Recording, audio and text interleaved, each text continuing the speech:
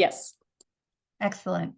So thank you so much, Maya, for having me here. And this has been just incredible to listen to Holly and Mandy, and what a wonderful summit that you put together. This has been really fun. So my name is Allison Jones, and I'm the CEO and founder of Spark the Fire grant writing classes. And today we're going to talk about grant writing, and in particular, how to incorporate empowering language into our writing.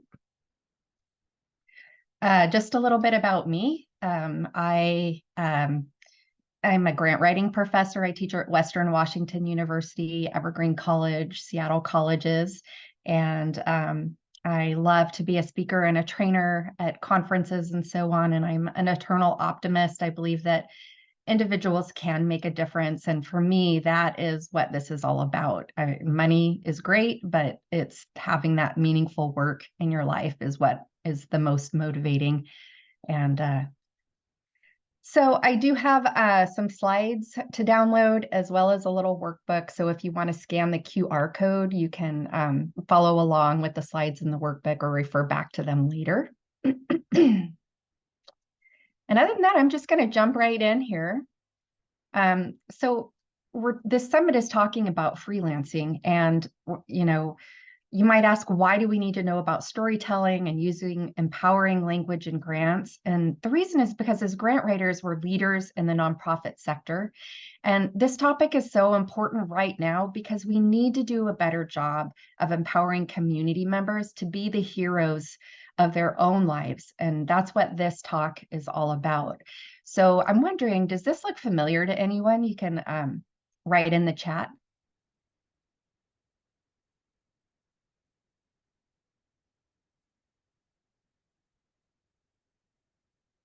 Yeah, the classic storytelling arch, exactly. And so this arch it's basically the way every story goes, right? You've got the beginning of your story where you introduce the setting and the character. You've got the conflict in the story, which is the rising action. The climax of the story where everything comes to a head. And then you've got the falling action where the plot sort of unwinds and you've got your resolution and the ending of your story. These are the 5 sections of a grant proposal. You've got your organizational description where you're talking about how your organization is qualified, experienced, and an asset to the community. You've got your community needs section. And this is where the part in the proposal when the challenge, the problem, or the opportunity in the community is described that the organization intends to address. You've got your budget section and your request. So this is the part of the grant proposal where you let your reader know how much money you're going to request and exactly how those funds are going to be used. You've got the project description that provides the work plan and the timeline for how the project will be accomplished. And then finally, you've got the evaluation section that tells the reader how your organization or your program is going to define success. So I want you to notice the colors, the red, blue, green, yellow, orange, and I'm going to overlay those 5 sections on top of the elements of storytelling. So where you've got the beginning of your story, your setting, and your character, that is the organizational description for your nonprofit. The rising action, the conflict, that is the community need statement. The climax of the story is the ask. That's when you finally let your reader know how much money you're requesting and what you're planning to do with it. You've got your falling action, which is your project description, where you've got your timeline and your work plan and everything just sort of falls into place. You don't have a lot of new information in this section. It's just the process, the how it's going to happen. And then finally, the evaluation and the closing is the resolution of the grant. Have you thought about your grants this way before? Is anyone using this? And using storytelling is so powerful, right? It's going to be, it's something, storytelling is a part of humankind. It's something that we're familiar with. And so the more you can incorporate a story into your grant proposal, the more persuasive and compelling, the more you're going to hook your reader in for this, for your proposal and for your story that you're telling. So if you downloaded the workbook, and I can go back to the QR code real quick and show that again, but I wanted you to think about, can you tell your organization's story in 5 sentences? So if you were to write this down on a piece of paper or in the workbook, your organizational description, start with your elevator pitch, right? Or even start with once upon a time, and just take a minute and jot that down. Here's that QR code once more.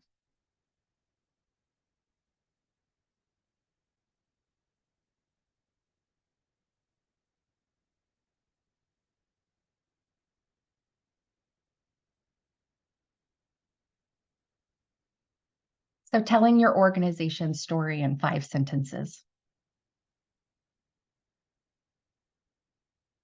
Here's an example. Sean's Place, a nonprofit organization operating for 15 years in Houston, Texas, provides support services that teen parents can access when they need help. Now you've got the conflict of your story, the community needs statement.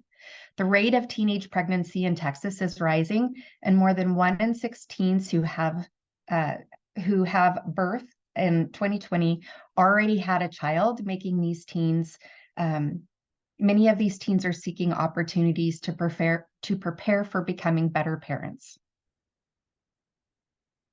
The budget narrative, the ask, we are requesting a grant of $20,000 or whatever it is to provide parent education classes, support, and resources to expecting teens and teen parents. You've got your project description. So services will include a weekly group parenting class, access to free infant equipment and supplies, including diapers, and one-on-one parent coaching to approximately 75 young parents this year. And then your evaluation. If at least 85% of youth complete parenting classes, this project will be considered a success, and young parents and their children will have a healthier start with more support so they can thrive in life now and in the future.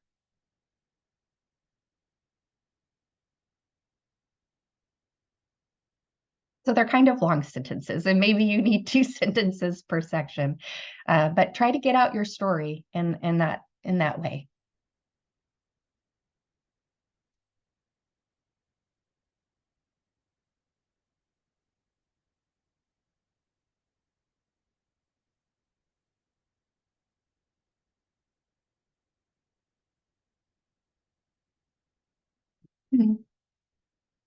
So if we're going to talk about a story, we need to consider the character. Each story has a character or a hero.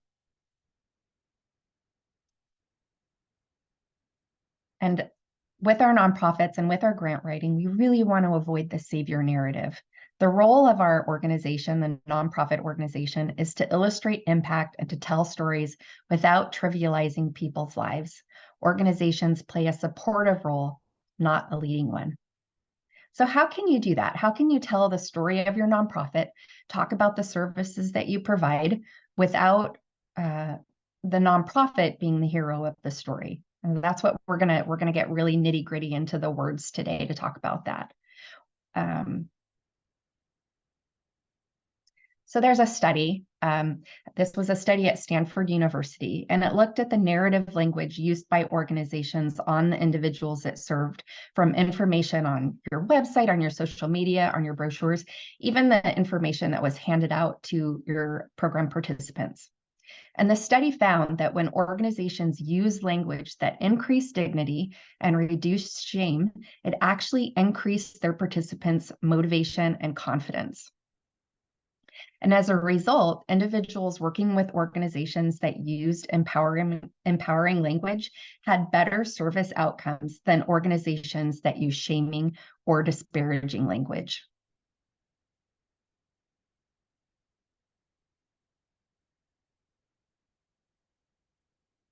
Similarly, the study looked at the effect of language on donor giving And they found that donors and grant makers were equally likely to give money when the language emphasized poverty and neediness as when the language emphasized empowerment. So think about that for a minute. Here's just an example off the top of my head.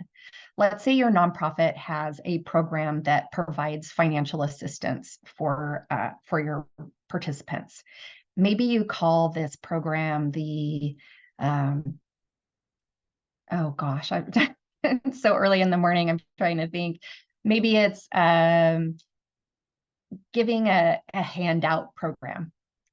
The name of that program is not going to make your clients, your participants feel very empowered.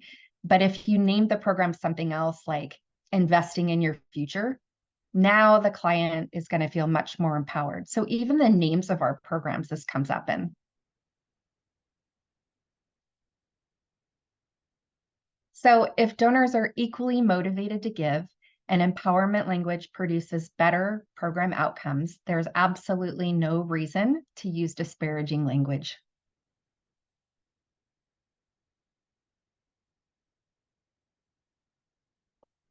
Okay, so let's talk about what is empowering language. We're going to get specific about how we can improve our writing.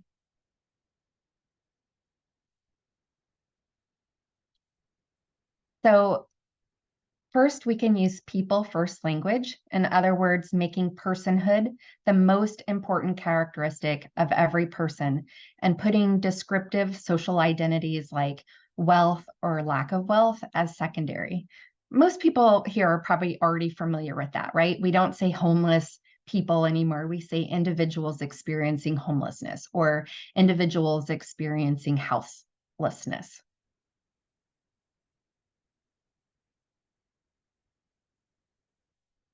Second, we're going to talk about self-identification, and that is using language that reflects people's choice and style and how they talk about themselves. And third, we're going to discuss the active voice, putting the actor of the sentence in the role of performing the action. And this is going to help us root out implicit bias towards the status quo, which is favoritism, prejudice, or stereotypes against a social group, such as gender or ethnicity.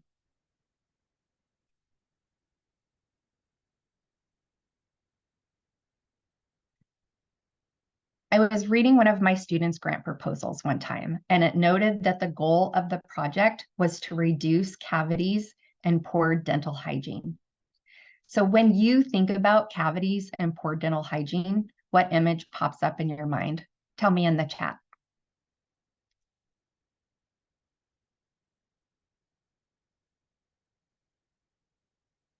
Gross teeth, rotting teeth, sad face, a person missing several teeth, pain, covering one's mouth. Yeah. And I wonder, and you don't have to say this out loud or put this in the chat, but when you think about that image, missing teeth, etc., do you associate an economic position to that? In other words, when you think of people without teeth, do you assume that they lack wealth? Yeah, poverty, poor diet. You think of something like this?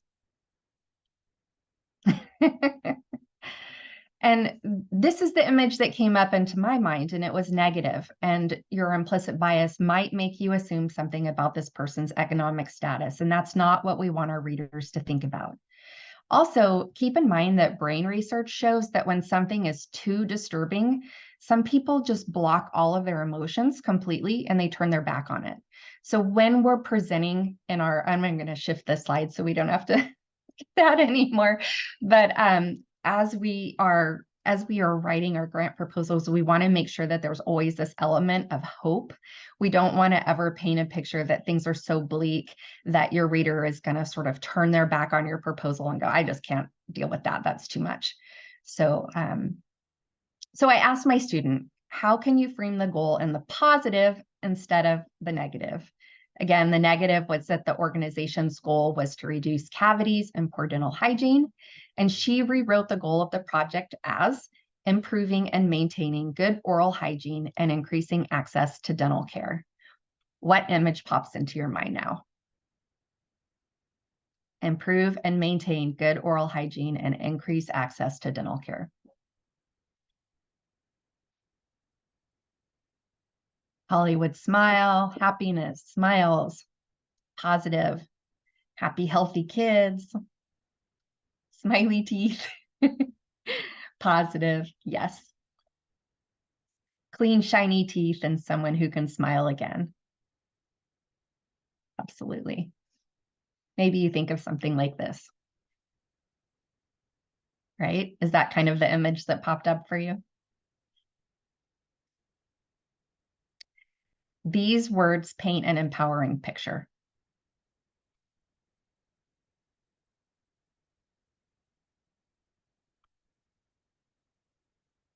Okay, so let's talk about person-centered language.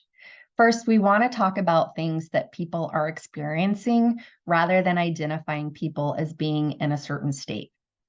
So for economy, as an example, rather than writing that a person or a group is poor, at risk, or disadvantaged, which infers that they always will be poor, we can write that a person is experiencing maternal poverty. Or actually, before I say what I have next here, I want to know how do you refer to individuals that are participants in your programs when you're referring to their economic status? What words do you use in your grants? Underserved? Lots of underserved. Underrepresented? Economically disadvantaged? Anyone else? Vulnerable?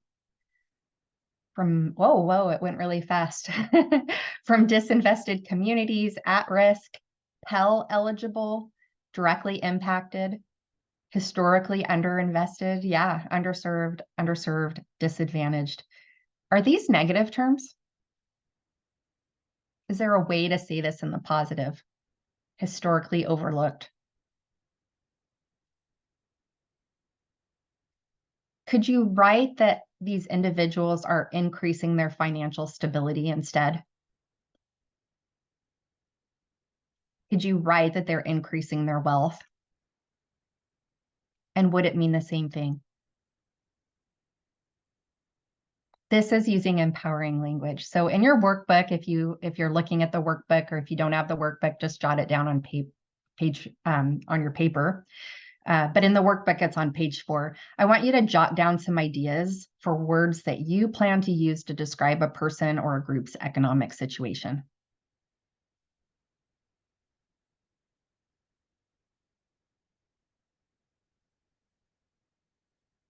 All right.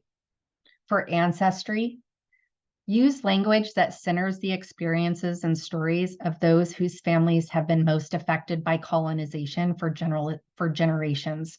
And whenever possible, use a specific name, such as Cherokee.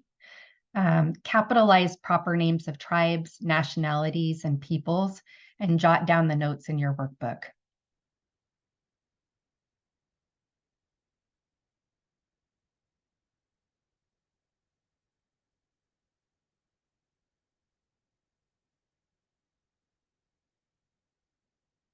For housing, consider whether terms are crass, inaccurate, or reinforce stigma, and avoid using them. But at the same time, don't shy away from language around mental or physical health if it's germane to the story, right? So avoid using words like the homeless or transient, and instead use a person experiencing homelessness or houselessness. What empowering words does your organization use? Put it in the chat. Maybe you're using it now, or maybe you plan to use it in the future.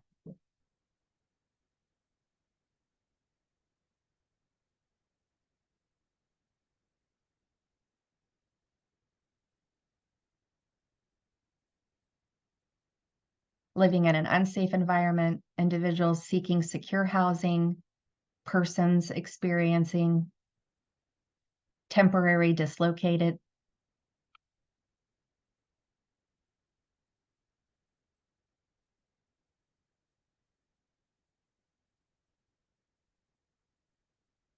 And if any of those had a negative connotation, think about how you can phrase it in the positive.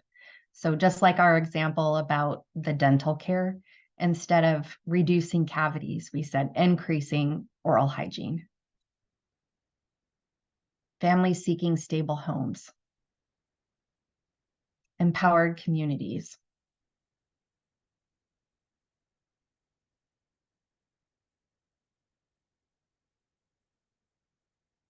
Yeah.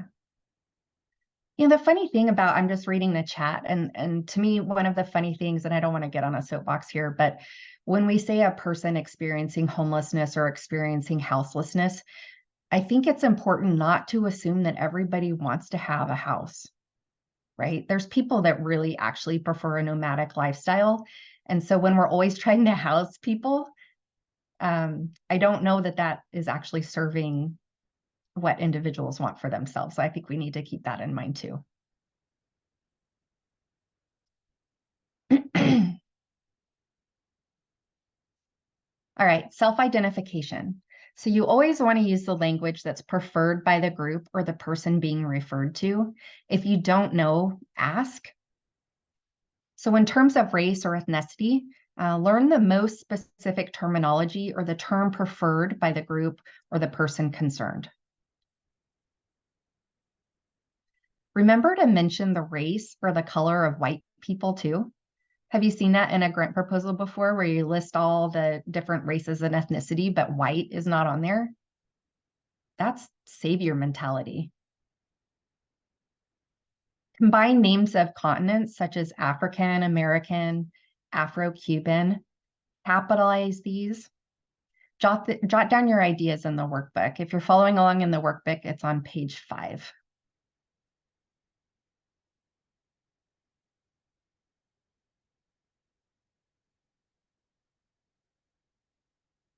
So Jenna said in the chat, how do you recommend thinking about using empowering language in grant requests when the funder is using language that is disparaging? Sometimes it's tricky when you're trying to tick the funder's review boxes. That's true.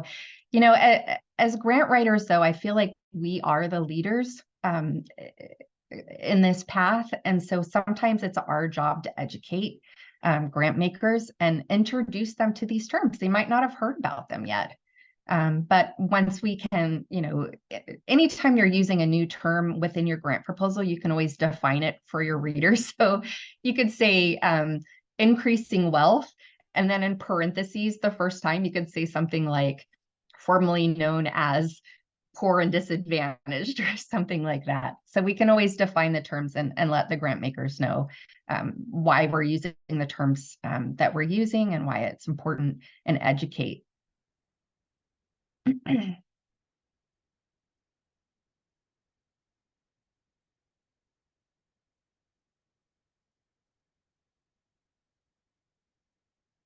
All right, so age.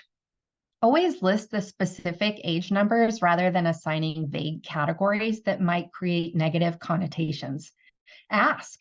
One person might prefer senior, another person might prefer older adult. Avoid using negative terms that overextend limitations on a young person's developmental stage or an older person's health.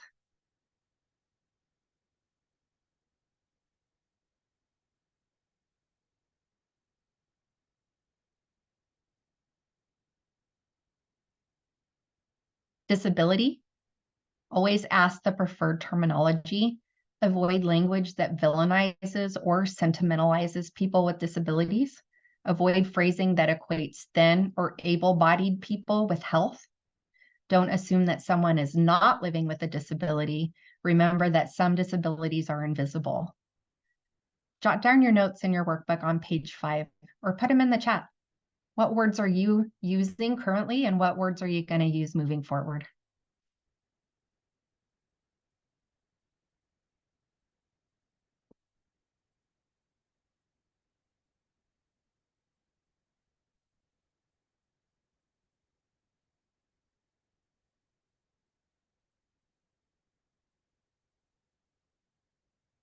All right, with your paper, I want you to take a moment. I want you to write down one service that your organization provides that makes you feel proud. If you're a freelancer, think of one of your clients and write down one service that your client provides that really makes you feel good about it, makes you feel proud.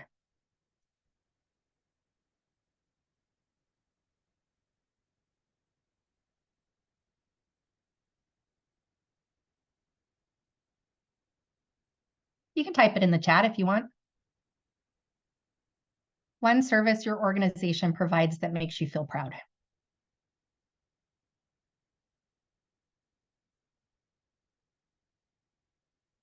Lisa, what is EAP for veterans?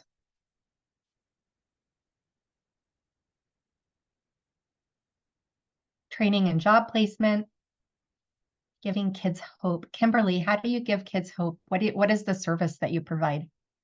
Be specific. Help if your pet runs away. Equine assisted psychotherapy, awesome.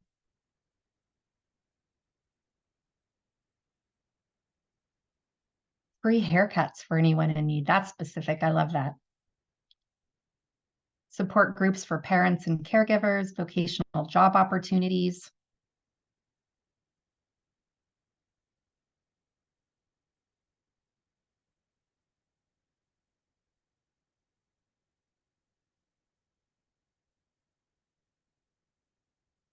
So I want to respond to someone's comment. It says, Iman asks, do you feel that you should cater your language to the funder? For example, in the birth world, we use birthing person as a generalized statement, but I've been told that some funders may not find that term acceptable and would only want to use the word mother. What do you guys think about that?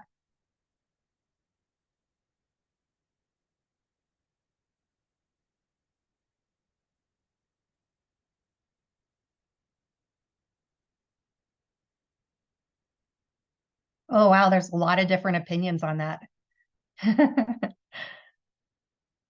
So yeah, that maybe this is a pretty controversial subject area. Somebody says it's a political issue. Okay. Well, I guess my thought on this is, again, we're the pros, and so we need to help educate our community. And as I think that as trust-based philanthropy is growing, we're not tailoring our grant proposals to specific funders as much as we used to in the past.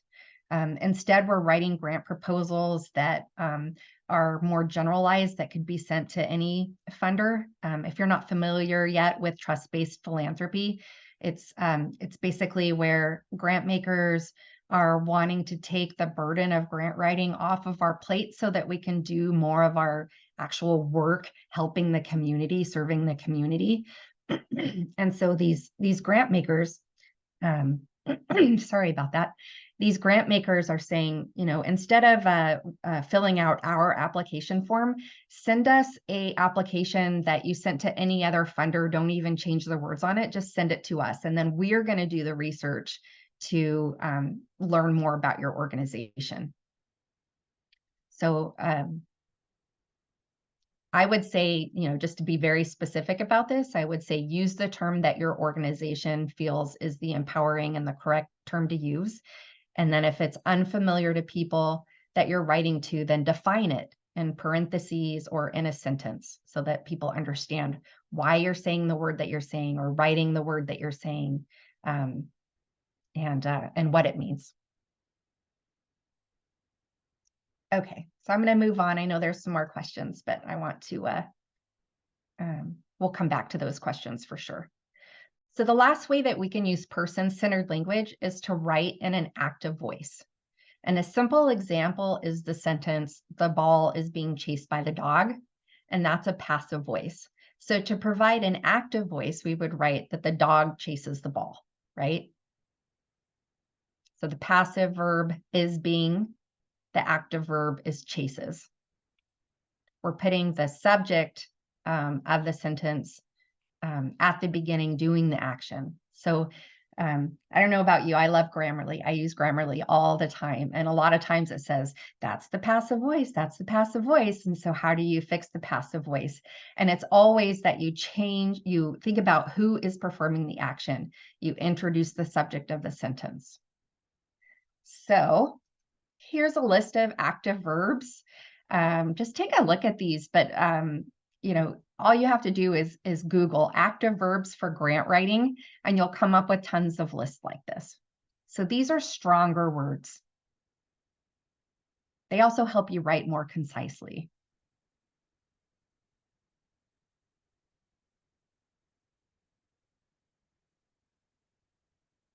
What words on this jump out to you that you think, oh, that's a strong word?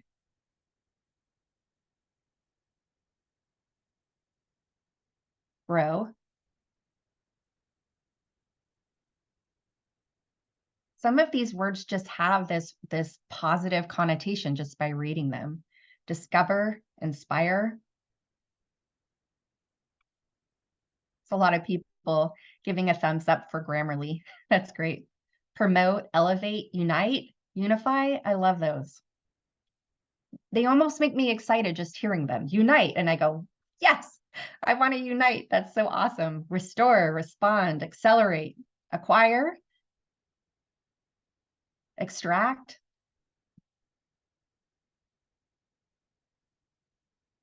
Generate. So have a list of words like this nearby when you're writing your grant proposals. Have it up on your screen so that you can think of stronger verbs, stronger active verbs that are going to make your writing more punchy. So let's take an example that is more specific to our work. Mental health services are provided. That's a passive voice. How would you rewrite this? Use the chat to make it an active voice using active verbs.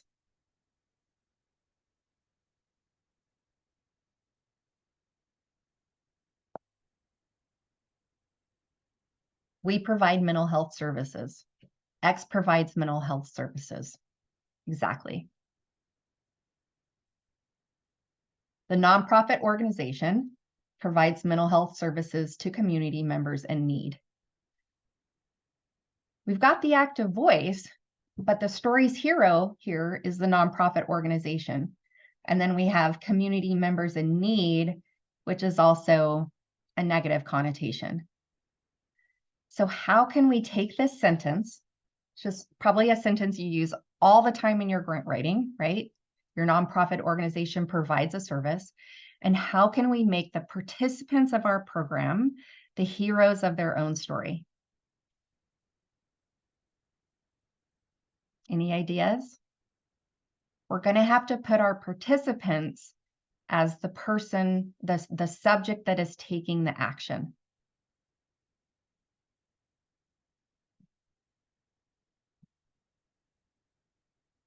How about this? Community members access mental health services at the nonprofit organization. I'm seeing lots in the chat. Community members benefit from mental health support, receive mental health support, mental health services to improve well-being.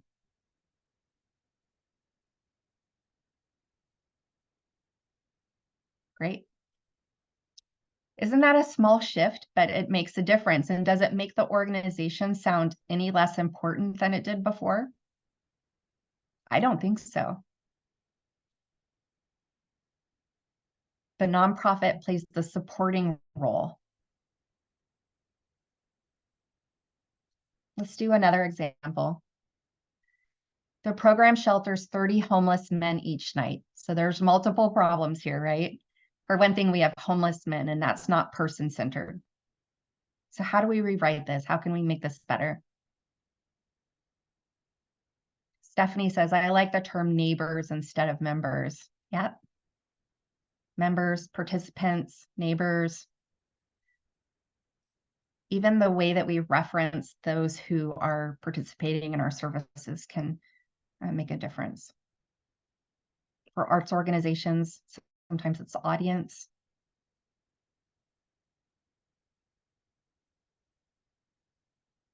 The other problem with members, I think, is that some nonprofits are membership organizations, and so you don't want to confuse members of the nonprofit organization with the neighbors that are accessing the services. Okay, so let's see what we've got. Anyone have one for this? The program shelters 30 homeless men each night. Oh, here we go. 30 members pursuing housing are serviced each night.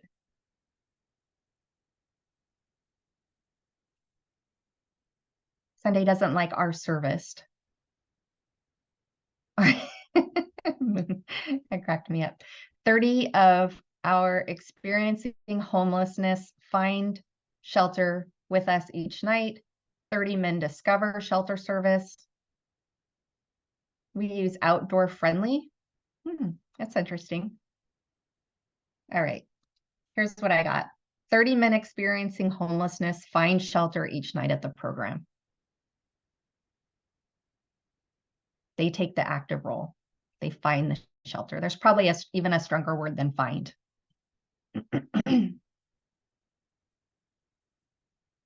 30 men can find shelter each night. Yeah, I'm reading the chat a little bit.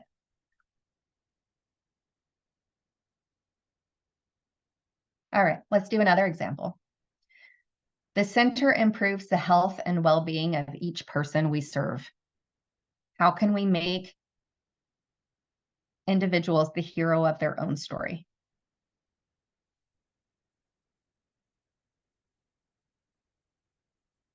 We want our participants, our neighbors, to take the active role.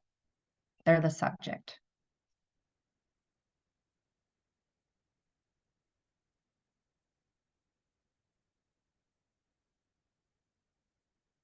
Type it in the chat. How can you improve this?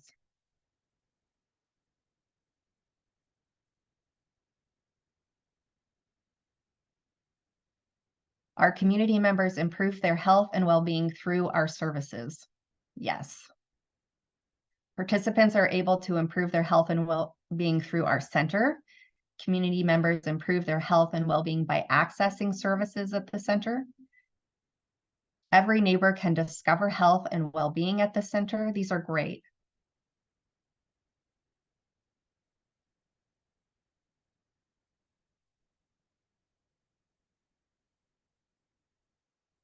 Individuals improve their health and well-being by utilizing services at the center.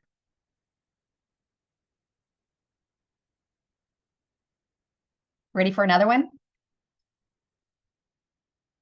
The nonprofit organization will distribute free meals to community members who fall within the guidelines of the 200% poverty level. Have you seen this before? This is so much jargon, the 200% poverty. I know what it means. You probably know what it means, but a lot of times our reader has no idea what you're talking about. How can we make this better? Type it in the chat.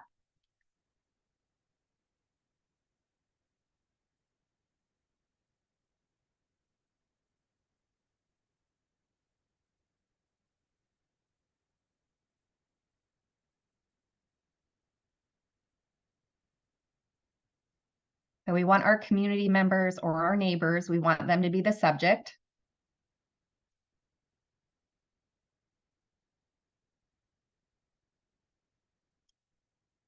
Community members that identify as food insecure will receive free meals through the X organization. I like that, except for the food insecure. We don't want them to, for me, and this is, everyone's different. Everyone's going to approach this differently, but food insecure might have a negative connotation. All qualifying neighbors will receive free meals from organization X.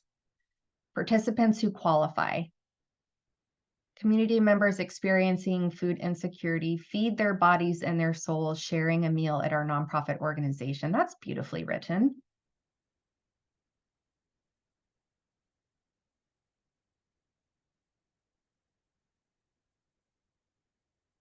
Lisa, community members enjoy free meals from the nonprofit organization. I think that's my favorite. Community members who are increasing financial stability, right? That's positive, can enjoy free meals in a cooperative neighborhood setting.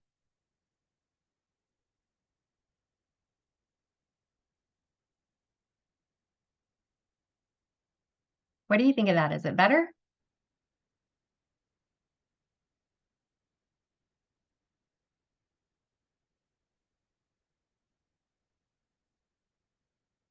how does it meet the objective of 200% below poverty? I guess what I'm saying is, does that really matter? Do you explain that somewhere else in the grant, maybe under the project description or some other place, or is it relevant at all? Does it matter? Does it make the organization sound less helpful to the community by specifying that only people who fall within a certain economic level are able to access the free meals? Most of the meals programs I know are don't really ask, right? Because that creates a stigma. So anyone that wants to come and have a free meal is ready and is able to. All right, here's another one. The program mentored more than 200 youth the past year. How can we make this better?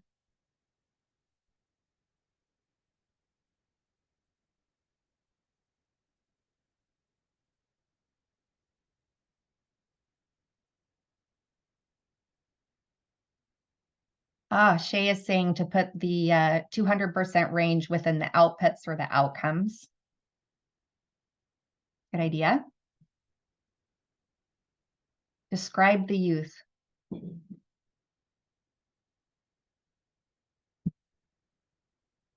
More than 200 youth in our community benefited from the services offered by the program.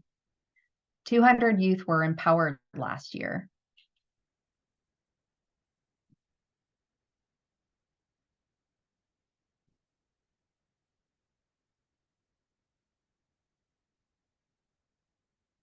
Over 200 youth were invested in by our mentors. How about this?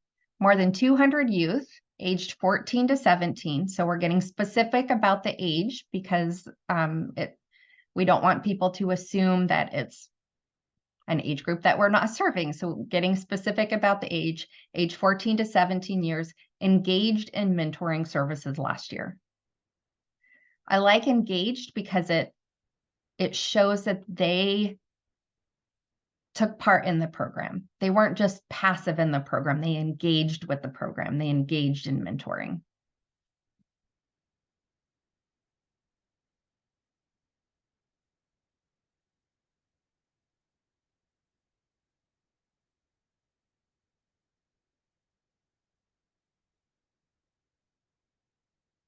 I love the chat. There's so much going on here in the chat, and I know that this sort of edges into a political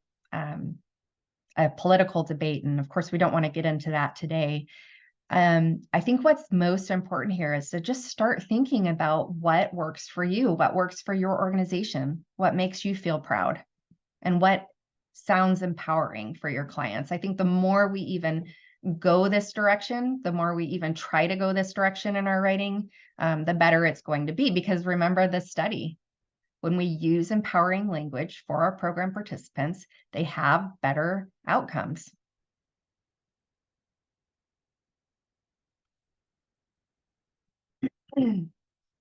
So in review, these are some of the things we talked about. We can harness the story arc to make our grant proposal more convincing.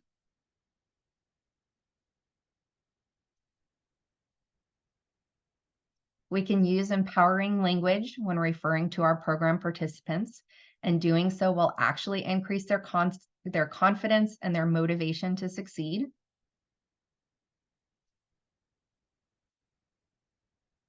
We can use empowering language, such as making personhood the most important characteristic. We can use language that people prefer themselves, and we can put the actor of the sentence in the role of performing the action, particularly making individuals the heroes of their own stories.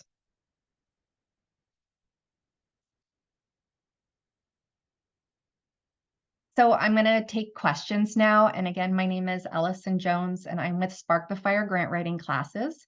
And I teach a certificate in grant writing class where you can earn an assessment-based certificate in 9 weeks, or you can learn it at your own pace. The next cohort starts on 10/17 for fall quarter, and it meets Tuesdays. And I have a discount code. So you can get $50 off your registration using Instrumentl 50 in the coupon code.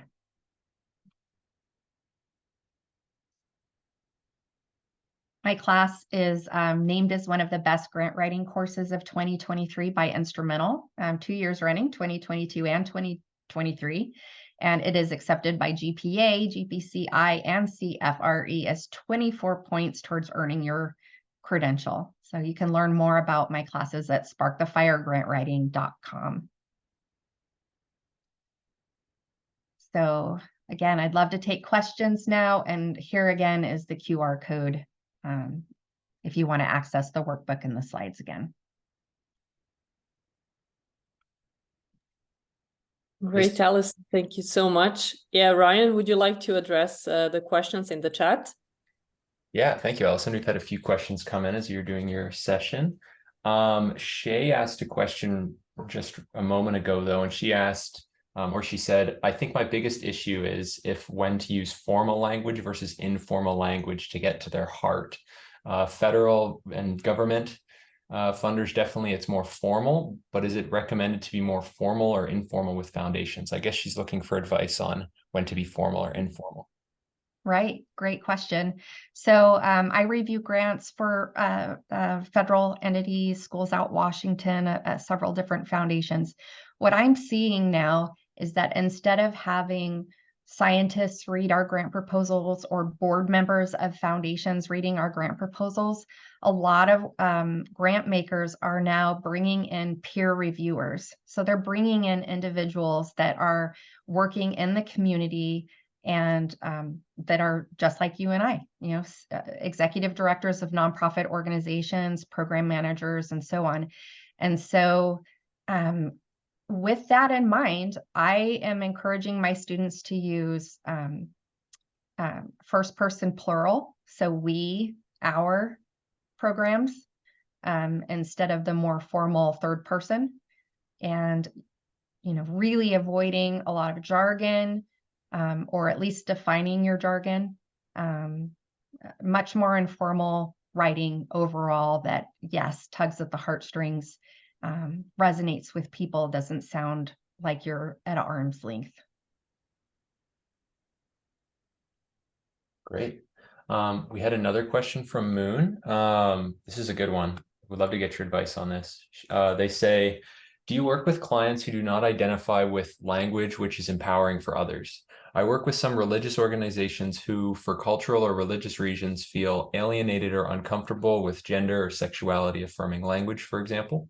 Although their beliefs don't represent my personal beliefs, I still believe that these organizations provide great essential services, and I'm particularly passionate about working to bridge some of these gaps, especially in immigrant and refugee communities. What are your suggestions about working with clients like this?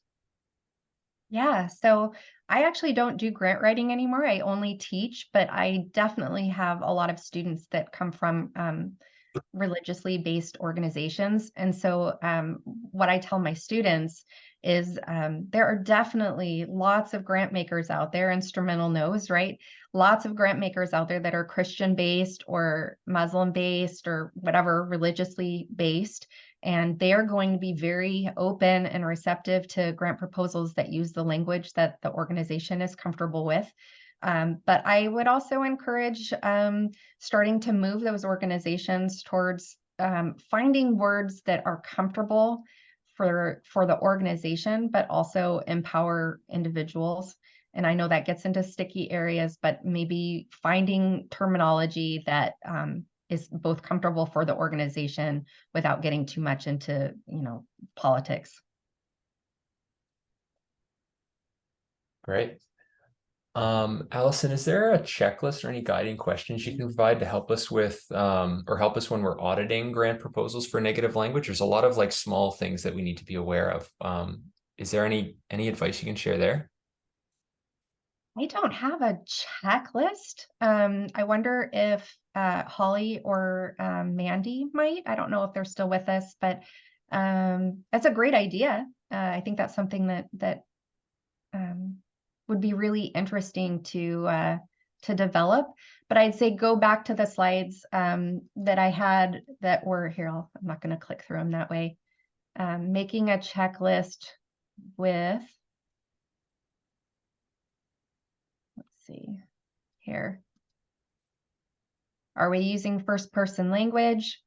Are we using language that people themselves prefer? And are we using active voice?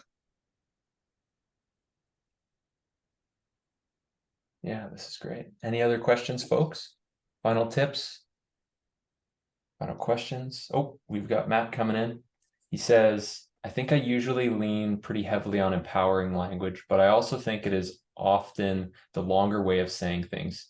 Example includes homeless versus people experiencing homelessness. In a world of word and character limits, do you have suggestions for shortening these phrases?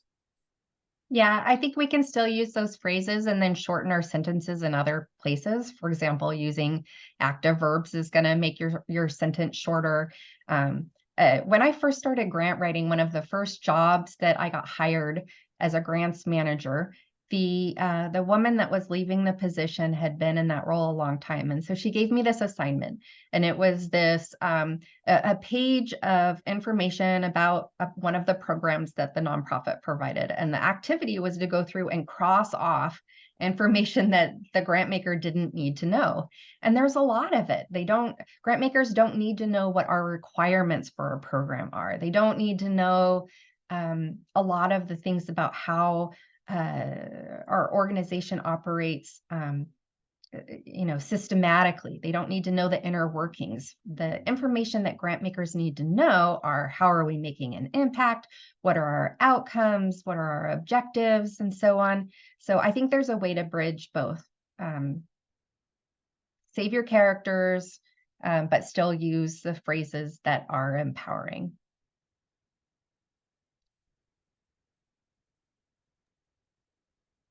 Great. Another question that popped up earlier was, how do you balance the need for emotional appeal versus the requirement for factual, data-driven content and proposals?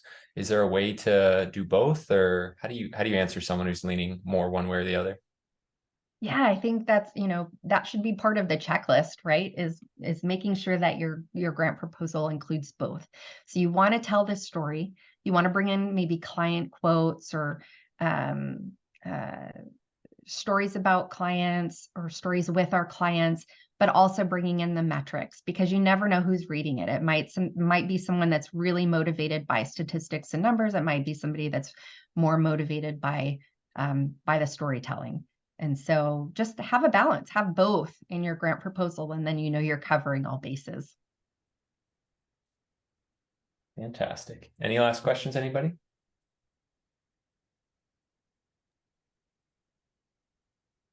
Cool. If we don't have any additional questions, Ryan, you can finalize the recording and I will take over the screen.